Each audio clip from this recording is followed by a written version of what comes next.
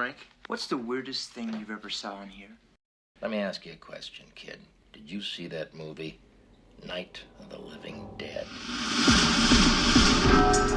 Hey, we gonna party tonight or what? Yeah, we are gonna party. Well, where are we gonna party? I don't know, somewhere. Hey, we could go to the park. Oh, no, we can't. The cops said they'd shoot us if we go back to the park. Yeah, and I ain't in no mood to go tonight. I like death.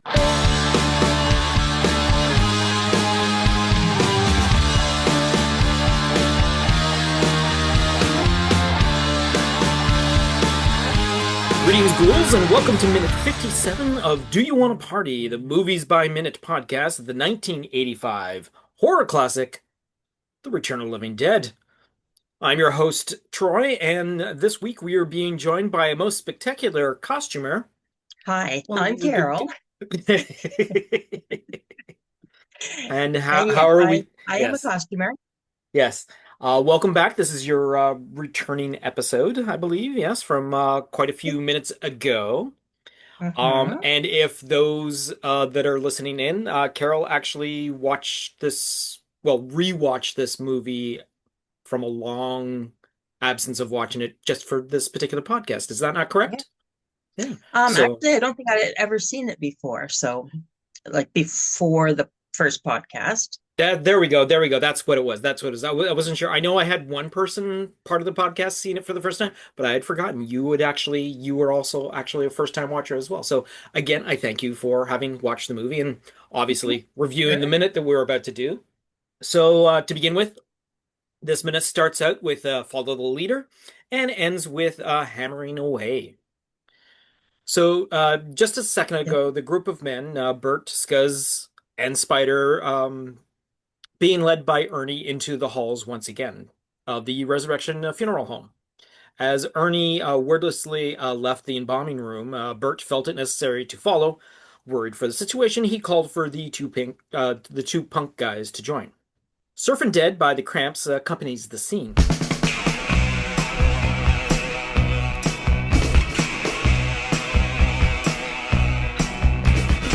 The Cramps, being an American garage punk band, formed in Sacramento, California in 1976, known for using a psychobilly style, a fusion of punk and rockabilly, as their source sound. With mostly blues forms played at various tempos, however, generally speaking, usually at a fast pace. The contents of their songs and image is sleaze, trashy America, sexual fetishism, clever bad jokes, and cheap B-horror movies. Their lineup has rotated much over the decades, with husband and wife Lux Interior and Poison Ivy, the lead singer and lead guitarist, respectfully, as the only permanent members. The song Surfin' Dead is a tongue-in-cheek track that describes a group of passionate surfing zombies. The opening line, my favorite brain soup. Cream of nowhere. A metaphor referring to the lack of intelligence or sense of direction that zombies experience in their undead state. Further, the song including the surfing phrases of hang ten and top end. In typical Cramp style, the lyrics include descriptions and humorous zombie-related imagery. So we go back to the camera following the pack around a quick corner. Spider, in the rear, glances over his shoulder to look behind him. The goal has Ernie opening the door just across the hallway from the intersection. Unlock new location. We are now presented Ernie's office, obviously where business with the general public is conducted. A moderate-sized white-walled room. The wall opposite the one with the door has a window at chair height.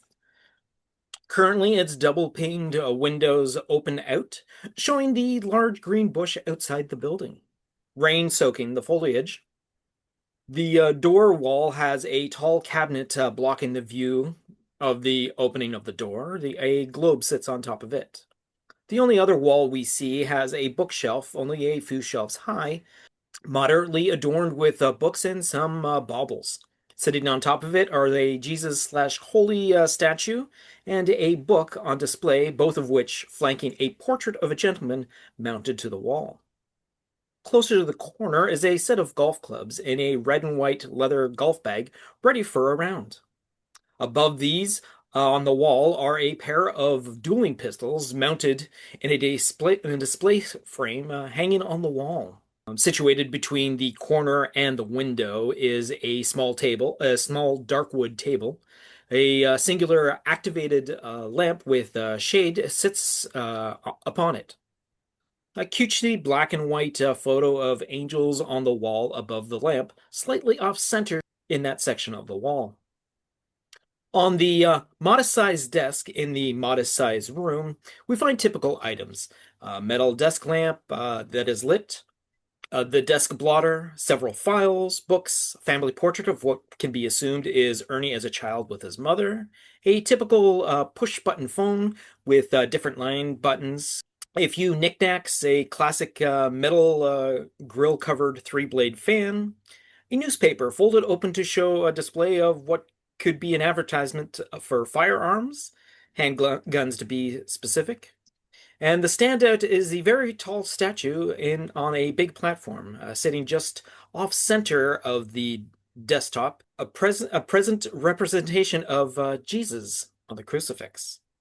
So Ernie, still wet jacket over his shoulders, still holding his gun up at the ready, dashes into the room. He quickly gets to the open window, and as he reaches out to pull them closed, his jacket falls from his shoulders to the ground. Once shut, he reaches up to pull down the wooden security coverings, which are parallel to those that are in the embalming room. Bert steps into the front of the desk. Once the shutters are down, Ernie, he reholsters his gun. Turning to his desk, he tosses his keys that he has been holding since the ambulance encounter mere moments ago onto the desk. Ernie's face still shocked and wet from the rain. His shaky fingers reach for the phone, which located next to a skull. And spinning the keypad to face him, he brings the receiver to his ear. His fingers nervously poking at a button a few times. His face drops as it just occurs to him. He reluctantly lowers the receiver back onto the cradle. Bert inquires about Ernie's actions. What's the matter? Looking around aimlessly, Ernie informs his friend of the current situation. Dead.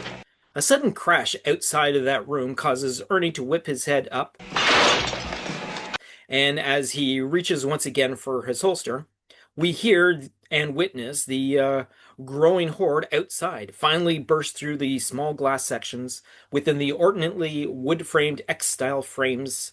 Arms and cries of food sources moan into the foyer.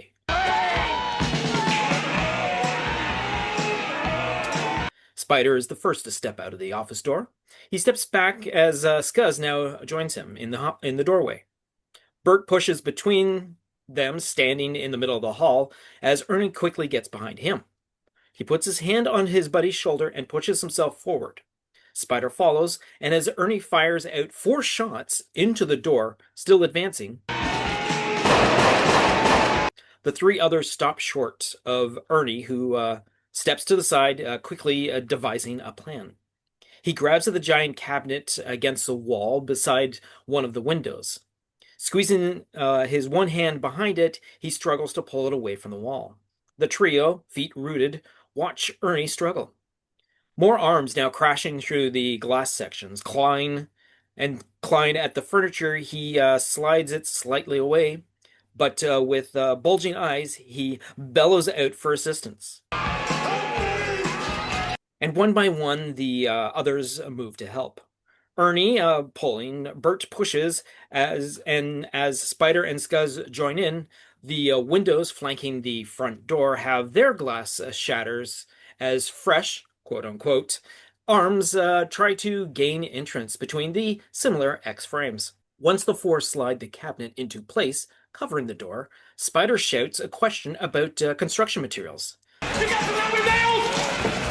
Sudden awareness of the question lights up Ernie's face, and after retrieving his gun from the shelf of the highboy, he leads the group back down the hallway from the foyer. We see the door of a black room open. Ernie steps inside and grabs for the hanging pull light of a singular bulb. It lights up the tiny supply closet.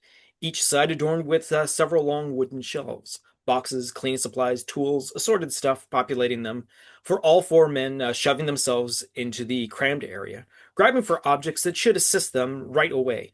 Bert is the first to exit, clearly his trusty lead pipe in hand. Spider is next, as Ernie and Scuzz keep grabbing. Jump cut to the front door, where it looks like the X-frame structure no longer is present, as several ghouls are currently pushing over the large cabinet. Timing being the first three have gotten back to push the furniture upright again. We can clearly see two creatures attempting to gain entrance from the briefest of views, these dark gray faces hiding the horror behind them. Once the front door is blocked, Spider and Ernie hustle to hammer the furniture into place. Bert and Scuzz pick a window each to defend. Bert swinging wildly his lead pipe at the limbs poking through. Scuzz using his chosen long-handled mallet, mirroring Bert's actions. Spider and Ernie hammer away at long nails, securing the heavy cabinet to the sturdy frame of the door. And that's where we end this minute. So, one of the main reasons that I had, well, it was just a timing, but it happened to be a makeup thing because Carol, of the people that I have joining me for the podcast, is not a stranger when it comes to special effects makeup. Let's put it that way, right, Carol? You would say that? You could say that. You could say that. Okay, so while we have had gory characters in the past and all that sort of thing, this is an unusual thing because it is when you pause the movie, because of course you're dealing with 1 minute of a movie, so you're going to spend 2-3 hours looking at the same minute over and over and over again and all that sort of thing. So before the door was blocked, there were several pairs of arms peeking through the little holes and all that. Maybe about 8 or 9 arms coming through and all that. So when they got the highboy into place and whatnot, and then they took off, when they came back, that frame that was keeping everyone back is missing. So it's a big now open, I guess you would say, hole in the door, right? But all you can see is these two zombie characters that have pushed the highboy down, and obviously they have to push it back up. So if you pause it at the right moment, you can get a good look at these guys. And I believe I sent Carol a screenshot of what these characters look like.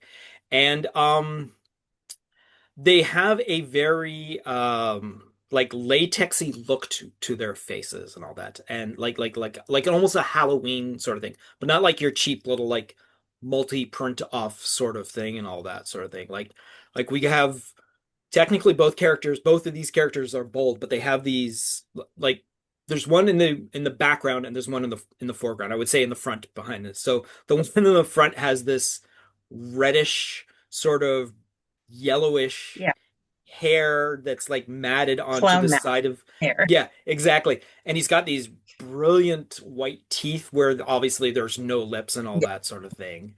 But his buddy behind him is completely bald. But if you zoom in on him, you can totally see in the eye sockets. You could actually see non-makeup actors' eyes.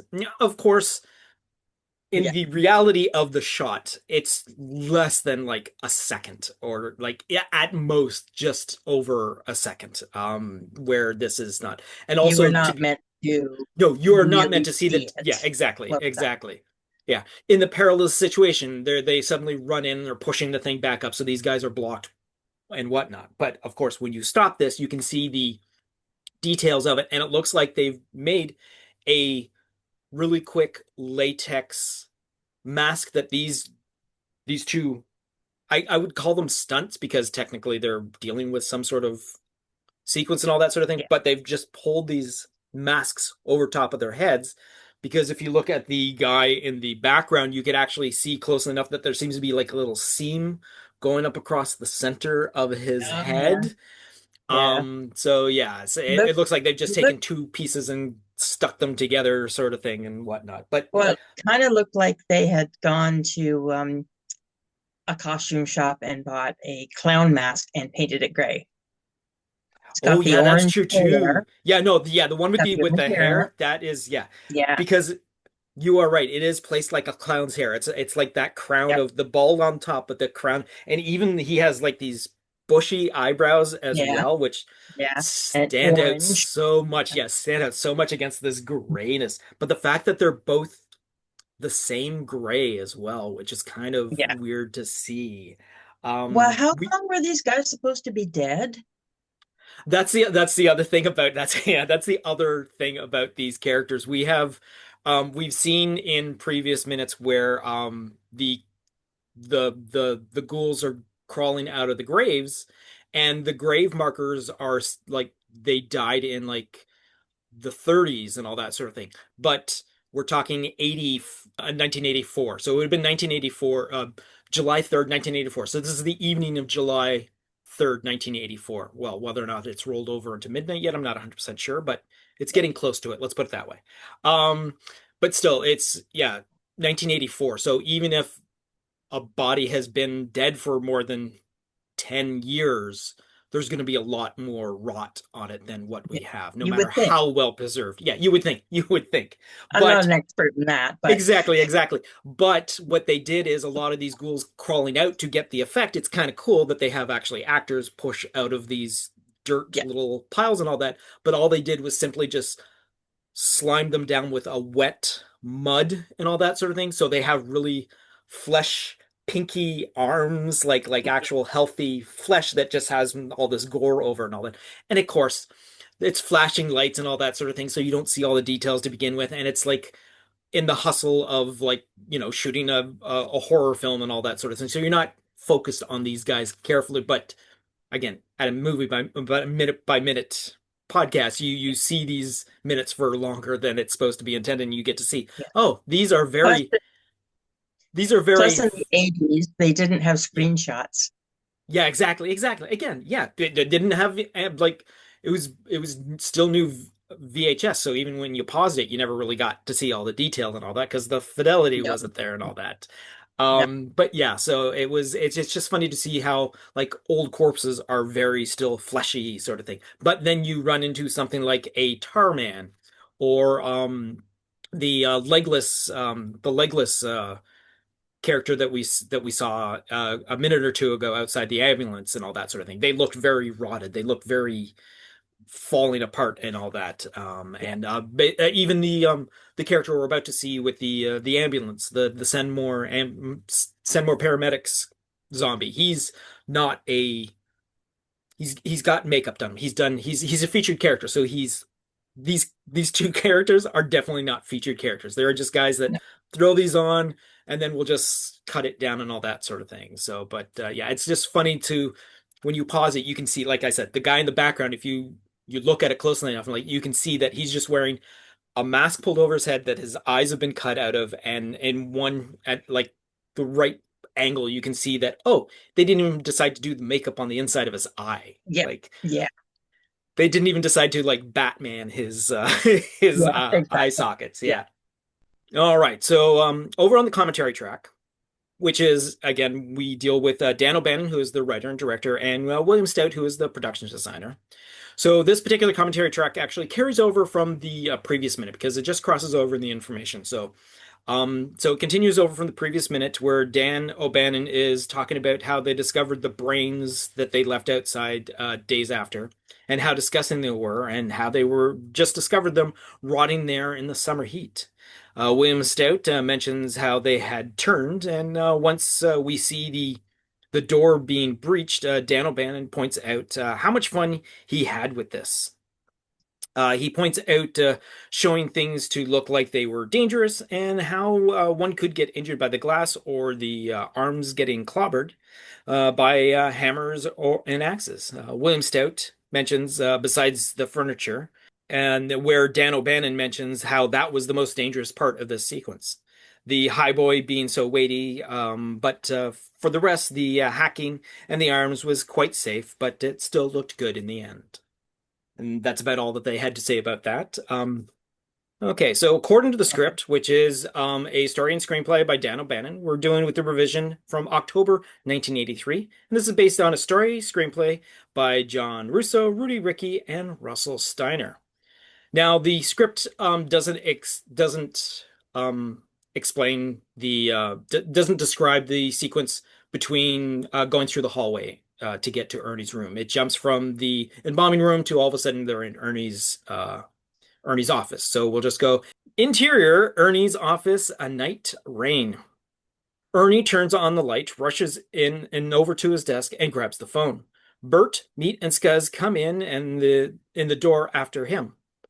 So just again for a little catch up and all that sort of thing. The this version of the script lists Meat, who is actually turns out to be Spider later on, and if the name of Dee Dee ever comes out, that is actually Trash.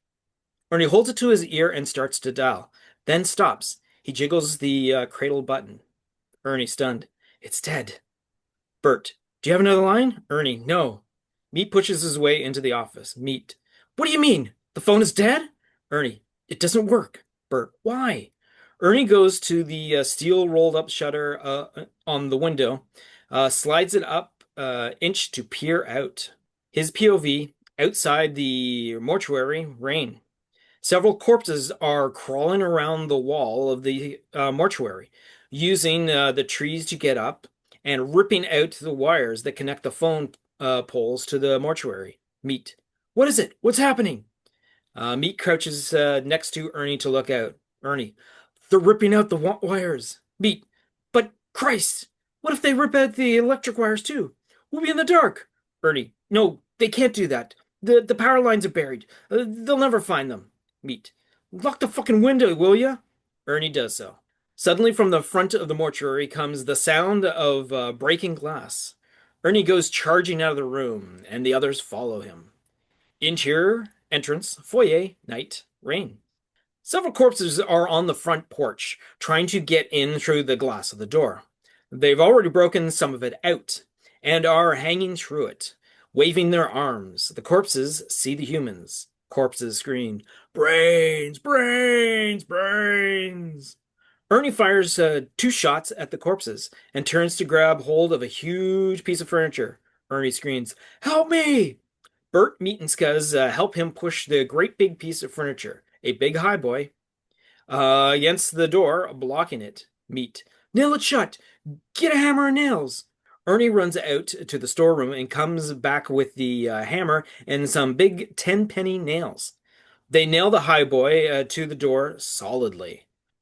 So yeah, it's interesting to see a little bit of a change, but one of the other cool things about it is what we're going to come up in the next part. So what we're about to experience is yet a third version of the final film. So we do the workplace comparison, which is where they take the full movie. Once they're done filming the whole entire thing, they bring it all together. And once they have whatever they shot, they then edit it down to get a final version. And so, for example, we are dealing with minute 56 to 57 of the final version of the movie. And the workplace comparison, we are actually dealing with minute 66:35 to 67:52. So we actually have a little more footage, which is actually kind of a neat thing.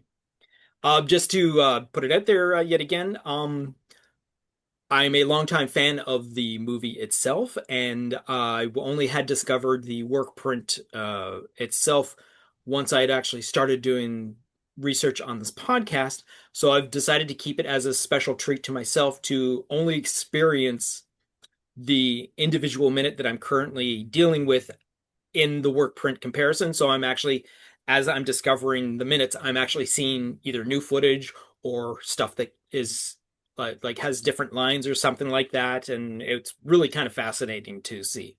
So for example, so the Ernie's office plays out from actually one angle in the work print version, and it's the first showing room where we see the full room. So all 4 characters into the room, but Ernie, who still drops his jacket at the same place, but he doesn't actually close the window or even pull down the shutters like he does in the final version. He doesn't do the bend over shot, so there's no close up of like really close up angle of him leaning over and grabbing the phone. No, he's standing straight up. He actually he goes to the phone and actually dials a number. And then as he's doing that, the overhead light of the room actually dims and it catches everyone's attention. So they all look up at it. When Bert asks what's wrong, Ernie dials the number again, only to conclude it's dead. And an off-camera voice gives a loud roar sound to basically signal the whole entire cast to turn to look towards the same area, which is kind of neat to hear because Yeah. it's what happens. I mean, it's one of the cool things that you see in previous minutes of the actual work print as well, like people off like now or boo or something like that. So yeah, so this one gives that a lot, and so the actors then file back out of the office.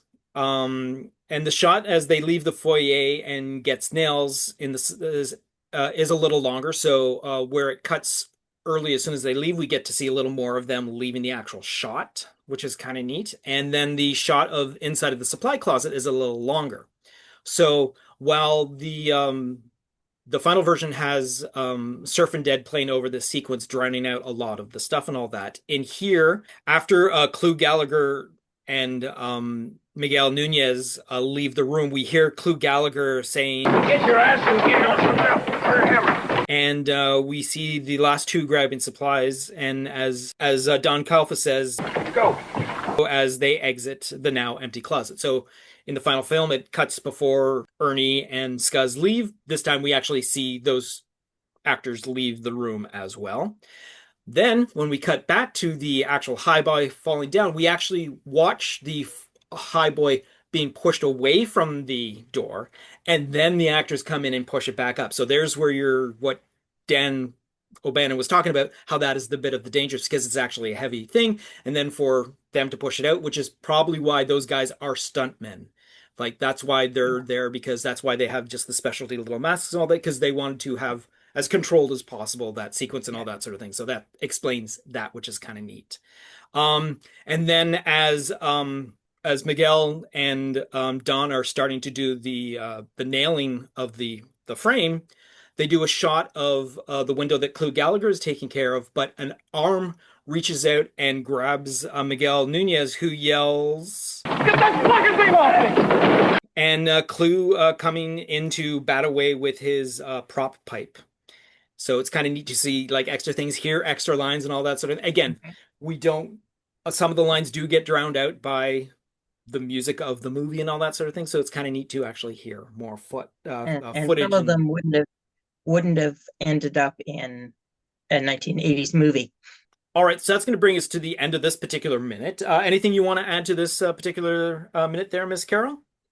No, we kind of covered the look of the masks. Yeah.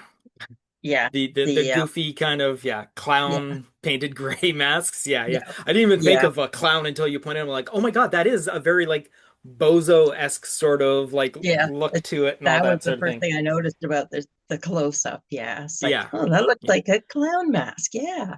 But again, we're dealing with maybe a second and a half on, Exactly. well, especially in the final edit, because they cut back to that scene as they're pushing it back up. Like they're already back in the room. We don't actually see the extra footage of the thing being pushed out, which is also fascinating as well. But so it's just a phonetically edited sequence and all that sort of thing. They jump back and forth and whatnot. But yeah, also it's just fun seeing like the extra stuff, like the way that Ernie's scene for this particular minute, Ernie's office is different in the different versions. Like the final version, they shot different footage than what we have in the work print. And the script has a totally different angle of how that scene is dealt with. Like, oh, they're talking about the powers. Like, there's no explanation of why the power's out in the movie or but the script says, hey, look, the zombies pulled out the wires and all that sort of thing. So yeah. And it's interesting how now you would have to, it has to look so much better because fidelity is so much higher, and because people will stop and look at it more closely, even because they have the ability even to. the Yeah. have to be Mm-hmm. have to look the part.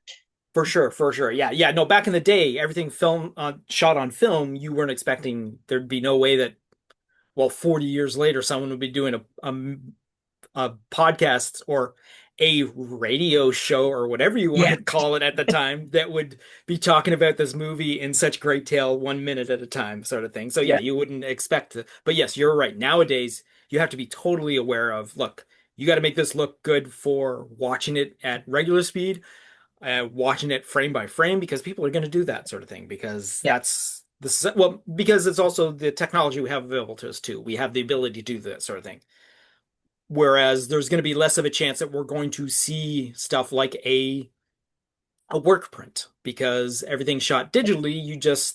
It's easy to get rid of what you don't want. And Yeah. yeah, unless a director is into that, I'm going to keep the whole entire thing and then just put out whatever. Because of course we have stuff like the Lord of the Rings movies, how much more footage was actually shot Yeah. and what was missing, or um, even Doing Zack behind the Snyder scenes or stuff like that. Yeah, exactly. Yeah. So, but that's the way the movies are made nowadays compared to how they were made 40 years ago. Yeah. All right. So thank you, Miss Carol, for joining for this particular minute of the podcast. I want to thank the audience for coming along on this journey as well. Just to put it out there that we're about a month away from we're just less than a month away from what we hope to be is our big anniversary celebration on August 16th. We are planning on hopefully being able to rent out a movie theater where not only are we going to be recording a live in front of an audience episode of the podcast to be released that particular day, but we're also going to be showing the movie itself afterwards. We're just looking to hopefully get a little bit more funding to be able to secure that. So if you want to check out our show notes, there is a ko-fi.com/Planet Geek Pod link to take you to our donation page if you think we're worth the little bit of fundage for the effort. We very much appreciate it. But if not, please, thanks for just listening in. And once again, thank you, Carol. Thank you, audience. I got nothing else to say except see you next Wednesday. You've just been listening to a Planet Geek production of Do You Want to Party? A Movies by Minute podcast of the 1985 The Return of the Living Dead. Please be sure to subscribe, download, comment, share, rate, and review. Be sure to follow us on our social media platforms: Facebook, YouTube, TikTok, Tumblr, or Letterboxd. Search for Planet Geek Productions. X, former Twitter, Instagram, and Blue Sky, search for Planet Geek Pod. Or send us an email to planetgeekpod@gmail.com. Our closing music is provided by Night Chill. See the show notes for more details. Once again, thanks for tuning in, and farewell, fiends.